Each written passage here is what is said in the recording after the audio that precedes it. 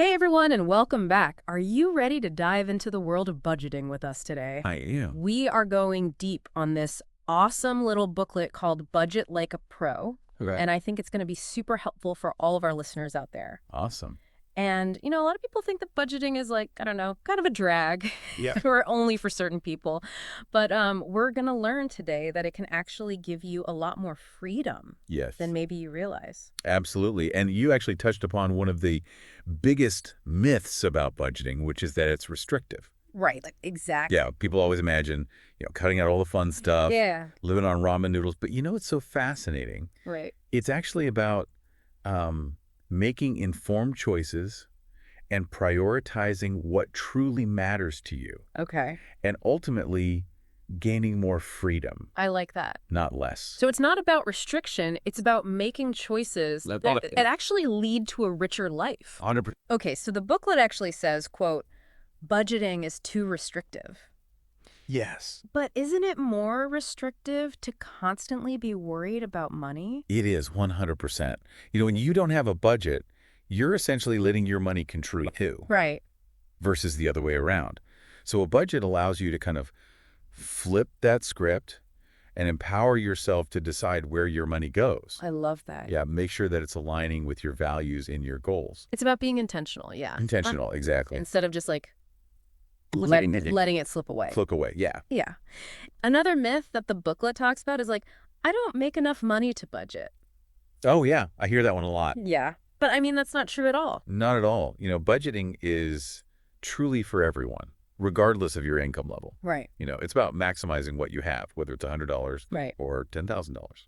That makes sense. And, I used to think budgeting is so complicated, Yeah. but this booklet actually highlights methods that are like Super simple. really simple, like Yeah. the 50-30-20 rule. Absolutely. Yeah. And, the 50-30-20 rule is really fantastic, especially for those just starting out. Okay. But I want to actually go a little bit deeper than just saying 50-30-20. Okay. The beauty of this ratio lies in its simplicity Right. and its basis in behavioral finance. We know that people are more likely to stick to a plan when it's easy to understand and implement. Yes. So if you're allocating 50% to needs, 30% to wants, and 20% to savings and debt repayment, Okay. you're creating that balanced approach that allows you to cover the essentials, Right. but also allowing yourself to still enjoy life and build that financial security. I'm already starting to see how this could work. So how does that 50-30-20 Yeah. actually break down? Sure. So let's just use an example. Right. Let's imagine your take-home pay is $4,000 a month. Okay. With the 50-30-20 rule, $2,000 will be going towards your needs, things like your rent or your mortgage, Okay. groceries, utilities, transportation, all those essentials. Got it. Yeah. Okay. And then that 30% for wants would be $1,200. You got it. Exactly. Okay. And this is, the fun stuff. Yeah. Dining out, entertainment, hobbies, clothes. Right. All of the things that bring you joy, Yes. but aren't necessarily, essential for survival. Absolutely. Okay. And then that final 20%, that would be $800 in this case Right. for savings and debt repayment. Exactly. This is where, you're building your future, Yes. whether it's saving for that down payment on a house, investing for retirement, Right. or paying off any outstanding debt. I like it. So the 50-30-20 is like the framework. It is. It's the framework. Yeah. And the booklet talks a lot about customizing it to fit your needs. Right. There's no one size fits all. Right. It's a guideline, but you might need to adjust those percentages Okay. based on your circumstances. Okay. So for instance, if you live in a high cost of living area, Yeah. your needs might be more than 50% of your income. Makes sense. Or if you're aggressively paying off debt, you might allocate more to that category. I see. So it's really about creating a plan that works for you. Yeah, being intentional about it. Okay, so now we've kind of got that overall framework. Yes. Let's dive into like the actual steps of creating a budget. Let's do it. Like, what do you actually have to do? So the first step is tracking those expenses. Okay. So you really need to understand where your money's coming from and where it's going. This is where I think a lot of people maybe get tripped up. They do. Yeah. It can feel overwhelming at first, Yeah. but it's crucial for gaining that control over your finances. The good news is there are a ton of tools and resources that make it easier these days. Right. You can use a simple notebook and pen, a spreadsheet, or you can even explore all those budgeting apps that are out there. Oh yeah, there's so many options. So many options, yeah. Hmm. The key is just choosing a method that resonates with you and Mhm. committing to tracking everything, Yeah. even if it's just for a month to start. Are there any particular apps that you like? Yeah, there are a ton out there. I Hmm. mean, Mint, YNAB, and Every Dollar. Okay. Those are just a few that consistently receive high praise. Okay. And, they all have different strengths and features, Right. so it's definitely worth exploring a few to find one that really works for you. Awesome. Okay, so once you've like Tracked everything. tracked it all, It's what's next? So now that you've tracked your income and expenses, the next step is categorizing those expenses. Okay. So the booklet recommends dividing them into three main categories. Okay. You have your fixed expenses, your variable expenses, Yeah. and then you have your discretionary expenses. So fixed expenses would be like the things that stayed the same every month, Exactly. Predictable monthly bills, like your rent. rent, your mortgage payment, car payments, loan installments, those kinds of I things. got it. Okay. And then variable expenses are Those are the ones that fluctuate. okay. So your groceries, your utilities, gas, Right. those are areas where you might have a little bit more flexibility to adjust. Okay. Yeah. And then discretionary. That's all the fun stuff. Yeah. Dining out, entertainment, Yeah. hobbies, travel, Right. those non-essential but often very enjoyable purchases. Right. The things that make life worth living Yeah. but aren't essential to The survival. survival. Yeah. Yeah. Okay. So you break it all down into those categories so then Yeah, you kind of know where your money's actually going. exactly. Okay, cool. So then you've tracked it all, Yeah. you've categorized it. You've categorized. Now what? Now it's time to create a budget plan. Okay. So this is where you take all that information Right. and you create a roadmap. Got it. Yeah, for your spending and saving. So it's not about like restricting yourself. No, it's about clarity. It's about having a plan. Yes. Okay. It's about being in the driver's seat. I like it. Okay, so you create your budget plan Yes. and then Okay. what? Do you just, I don't know, like are you done at that point? You're not done. And this is where a lot of people kind of fall off the wagon. Right. You create that initial budget, but the key is to review and adjust that budget regularly. Oh, okay. Life is constantly changing. And your Right. budget should be a reflection of those changes. So like how often should you be reviewing and adjusting it? I recommend at least once a month.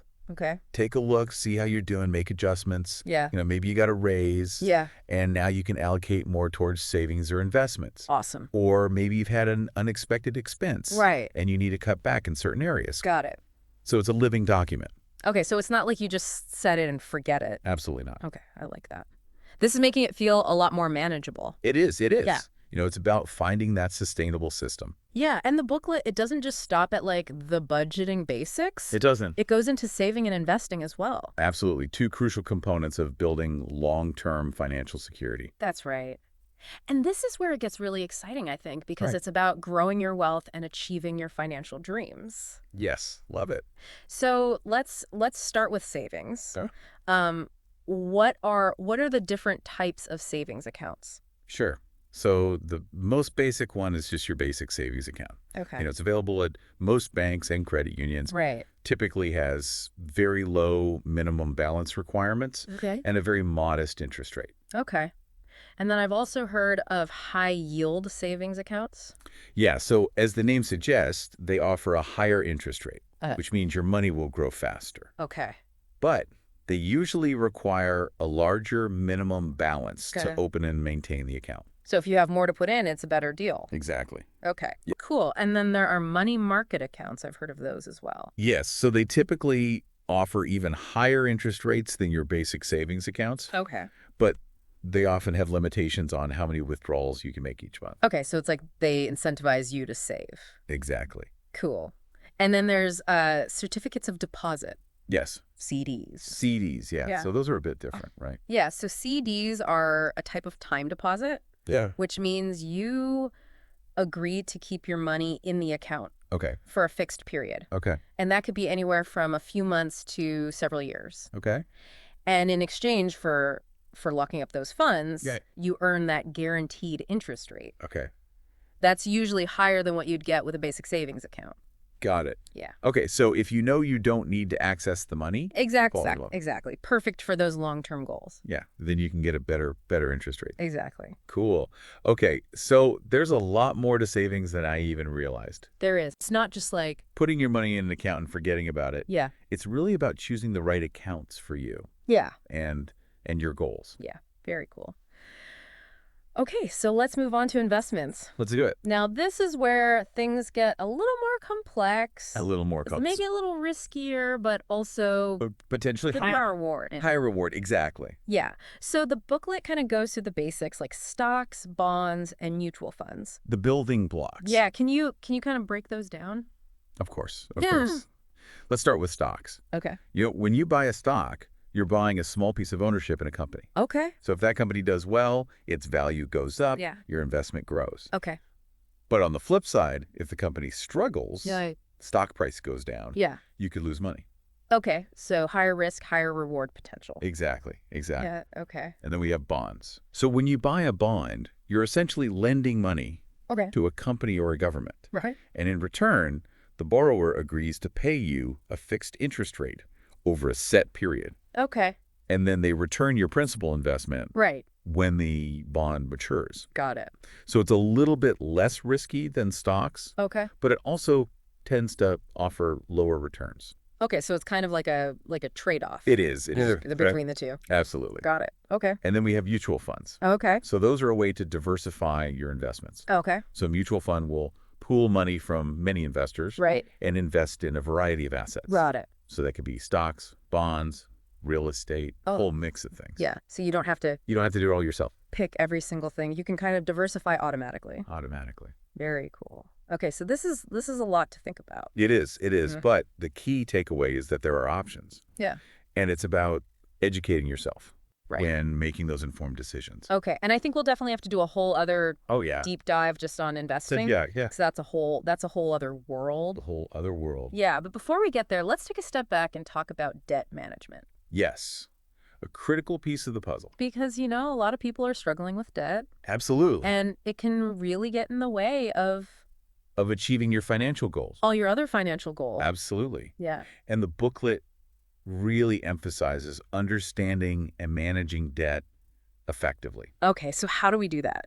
So the first thing is, the booklet talks about the difference between good debt and bad debt. Okay, what does that mean? So good debt is debt that has the potential to increase your net worth over time. Okay, So things like a mortgage or a student loan. right. Bad debt, on the other hand, is debt that doesn't provide a return Okay. and can really quickly spiral out of control. So that would be like high interest High interest credit card debt, credit card debt. payday loans. Yeah, okay. Yeah. So a mortgage is good debt because It's an building it. building equity, exactly. Yeah, yeah. And even student loans can be considered good debt Yeah. because they're an investment in your education. Right. However, it's really important to be mindful Mhm. of the terms and interest rates Yeah. associated with any debt, Even the good debt. even the good debt. Okay. So how do you manage it? How do you pay it off? So, there are different debt repayment strategies out there. Okay. Two popular methods are the debt snowball and the debt avalanche. Okay.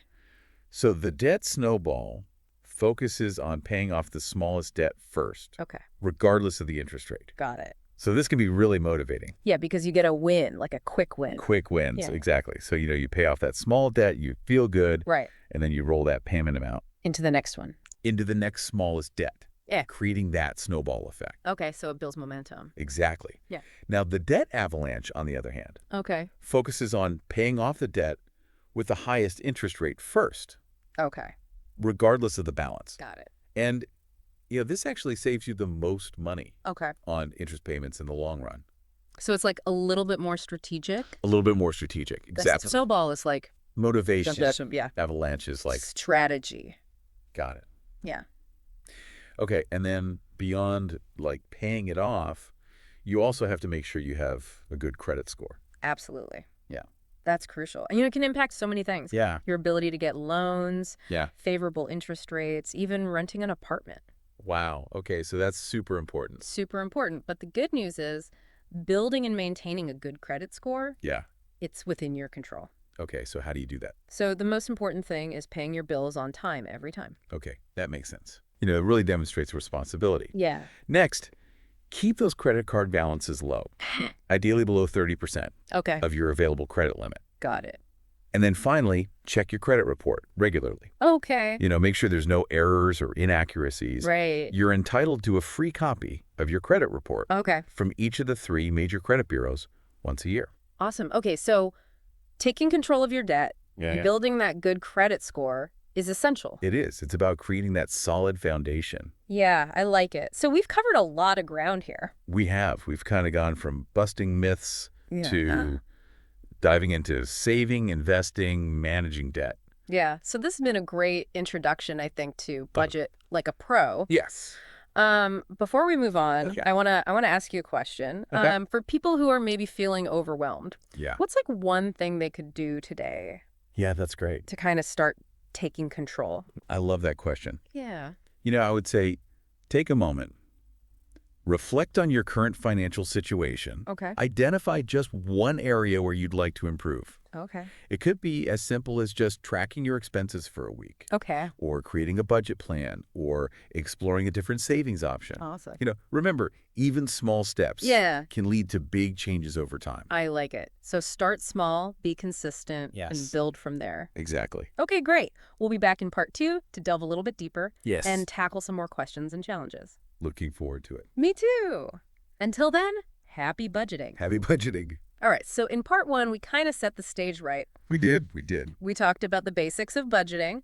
Now let's get into some of those questions that our listeners might have. Yeah, I think this is where it gets really interesting Yeah. because we can take those concepts and actually put them into practice. Exactly. So the booklet, it actually anticipates a lot of these questions that people commonly have about budgeting. It does, yeah. So one of them is, how do I even start? Yeah, it can feel really overwhelming. Right. Just at that Yeah. blank page. Yeah, like where do you even begin? Right. Yeah. So the booklet recommends starting by tracking your income and expenses Yeah.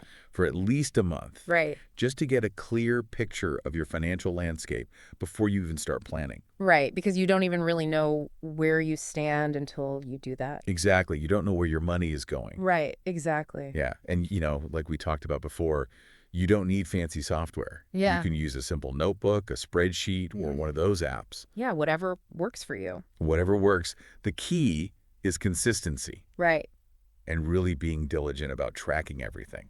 Yeah, I think that was like the most eye-opening thing for me when I Right. started tracking. It was like, wow, I'm spending how much on coffee? Yeah, those little things can really add up. Right. All right, so what about this question? How do I stick to my budget Yeah. without feeling deprived? That's a big one. Yeah. Nobody wants to feel like they're denying themselves. Right. The key is to find that balance Right. between responsibility and still enjoying life. Right, because if you're too restrictive, You're going to fail. yeah, it's not going to work long term. Not at all. Yeah. So one thing I love that the booklet talks about is building flexibility into your budget. Okay. So instead of, completely eliminating categories, Yeah. allocate a reasonable amount for those fun things. Okay. Whether it's dining out, entertainment, hobbies, whatever brings you joy. It's about moderation. It is not deprivation. moderation, Not about exactly. to pick it. Yeah, so it's not about viewing it as a rigid set of rules. Right. It's a flexible guide. Right. It's about making choices that align with your goals. Align with your goals. Exactly. Awesome. Okay, so another question. How much should I be saving each month? Oh, yeah, that's a common one. And, we talked about the 20%. Yeah, from the 50-30. So 50, 30, 20, yeah. Yeah. That's a great target. But it might not be realistic for everyone, Right. especially when you're first starting out. Yeah, especially if you have a lot of expenses. Right. So, the important thing is to start somewhere, Yeah. even if it's a small amount. Right. So even if it's just like $20 a week, $20 a week, Mhm. even that adds up. will add up over time. Yeah. Consistency is key. And I think automating it makes it so much easier. I love that. Set it and forget it. Yeah, like that's my favorite thing. Yeah. Automatic transfers Yes. every payday. Pay yourself first. Pay yourself first. Exactly. I love it. Okay, what about this question? What if I don't have enough money Oh, yeah. to cover all of my expenses? That's a tough one, and it's a reality for many people. It Okay. can be stressful. So the booklet suggests kind of tackling this from 2 angles. First, scrutinize that budget. Identify areas where you can potentially cut back. Okay. Look for those recurring subscriptions you don't use. those impulse purchases. Right. Yeah, little things like that. Those areas where you can maybe find a less expensive alternative. Okay, so it's about being really mindful about it. Mindful, exactly. Yeah, and I know this can be really hard for people. It can. So if you're struggling, a booklet also suggests finding ways to increase your income. Absolutely, and that's the second angle. Okay. Maybe it's taking on a side hustle. Yeah. Freelancing, selling items online, negotiating a raise at your current job. Right. Get creative. Yeah, think outside the box. Think outside the box, exactly. Yeah. What about irregular income? Ah, yes, the freelancer's dilemma. Right, because if your paycheck Isn't consistent. It's really hard to budget. It is. It's really hard. So, one approach is to base your budget on your average earnings over the past few months. That makes sense. That gives you a more realistic picture. Yeah, that's more stable than just going by your best month. Exactly, because if you base it off your best month, you're setting yourself up for failure in those leaner months. Exactly. Or you could, go the more conservative route and base it off your lowest earning month so that, you're covered. Yeah. And regardless of the approach, Yeah. the emergency fund is going to be essential. Right, because you need that. You need that buffer cushion. Yeah, exactly. Hey, cool. Now let's talk about some of those common budgeting problems. Ooh, yeah. Those pesky little problems. Right, because, even if you have the best intentions, things can come up. Life happens. Right, exactly. Yeah. So what are some of those pitfalls?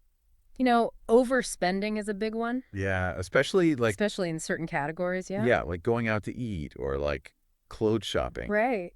Those tempting categories. Yeah. So the key here is to really be aware of your spending triggers. Okay. And have strategies in place. So, how do you do that? The booklet suggests setting weekly spending limits. Okay. You could even try using the cash envelope system, where you actually allocate a specific amount of cash for each category each week. Okay. So once the cash is gone, you're done. Yeah. No more spending in that category. It's like a visual... It's a visual reminder. Exactly. Yeah, I like that. Okay. What about unexpected expenses?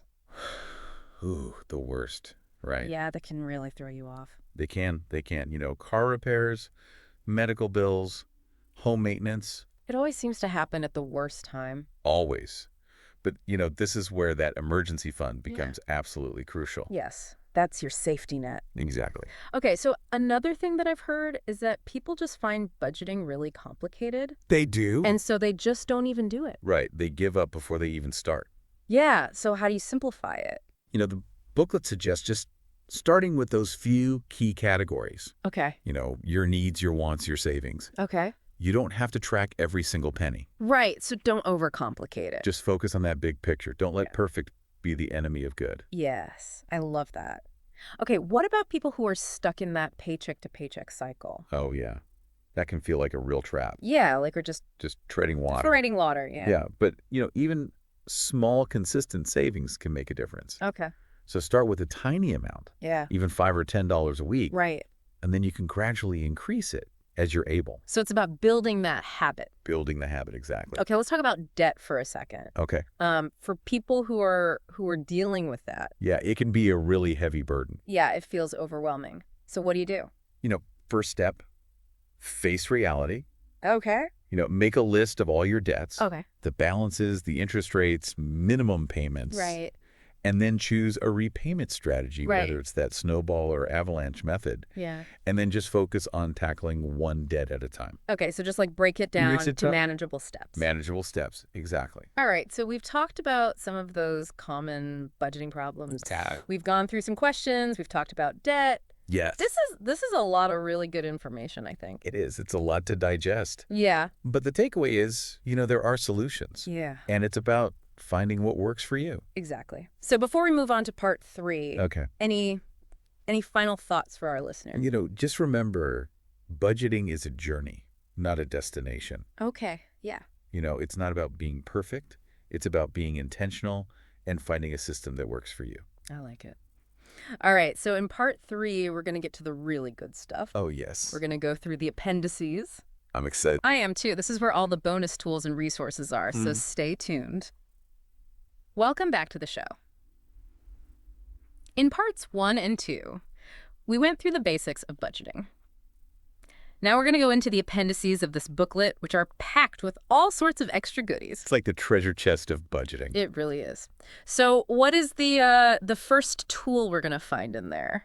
Well, one of the most valuable is a sample budget template. Okay. And it's, it just lays out all the categories. Right. From income to expenses. Yeah. And provides a clear framework. Yeah, I love that. It's like having a blueprint. It is. It is. You don't have to reinvent the wheel. You can just plug in your numbers. Yeah, it makes it a lot easier. Okay. What else is in there? So, right along with that template is an expense tracking worksheet. Okay. Yeah. And this is where, we encourage you to actually track every dollar that you spend. And I think this is one of those things that's so eye-opening for people. Absolutely. Like once you actually start tracking, you're like, oh, wow, I'm spending. Where did my money go? Yeah, exactly. Yeah. And it really allows you to kind of, see those patterns. Yeah. And then make changes if you need to. Exactly. Based on what you're seeing. Right. Okay, cool. And then there's also a goal-setting worksheet. Oh, yes. The goal setting. This is, turning those dreams into reality. Right. Because it's not just about crunching numbers. It's not just about the numbers. It's about what you want to achieve. What you want to achieve, exactly. Yeah. So this template helps you define your goals. Okay. Whether it's short-term. Like a vacation. Like a vacation, exactly. Yep. Or long-term, buying a house or retiring early. Right. Break down those goals into smaller steps. Okay. Set target amounts and deadlines. I love it. So you can actually visualize your progress. Exactly. It's about making it tangible and actionable. I like that. And then because sometimes we're talking about all these financial terms, yes, the booklet also includes a glossary. Yes, it does. A glossary of terms. Yeah. So, no more feeling intimidated. That's so helpful because sometimes I feel like I'm reading a foreign language. I know, right? It can feel like a different language. Yeah, so it's great to have that all laid out in plain English. Plain English, exactly. And these appendices, they also recommend a ton of other resources. Yeah, like what? So, we've got apps that can automate a lot of the tracking for you. Right. Websites that offer financial advice. Okay. And even, maybe looking into a financial advisor if that's something that's available to you. Right. So it's about kind of tailoring it to your needs. To your needs, Okay, exactly. yeah. And finding the resources that will really help you. Help you succeed. Yeah. So we've covered so much in these 3 parts. Yeah. I think we've gone from the very basics of budgeting Yes. all the way to these more advanced tools and strategies. Tools, yeah, and resources that people can use. Yeah. I think one of the biggest takeaways, for me at least, is that budgeting doesn't have to be restrictive. Right, exactly. It's about empowering yourself. Yeah. And making those conscious choices. Yeah, and I think a lot of times people get really intimidated by it. They do. But this booklet really breaks it down in a way that's very approachable. Approachable and manageable. Manageable, exactly. Yeah. So for all of our listeners out there, we hope you found this deep dive helpful. Remember, you don't have to do it all at once, Start small, be consistent, and most importantly, don't be afraid to ask for help. You got this. You got this, yeah. And until next time, happy budgeting, everyone. Happy budgeting.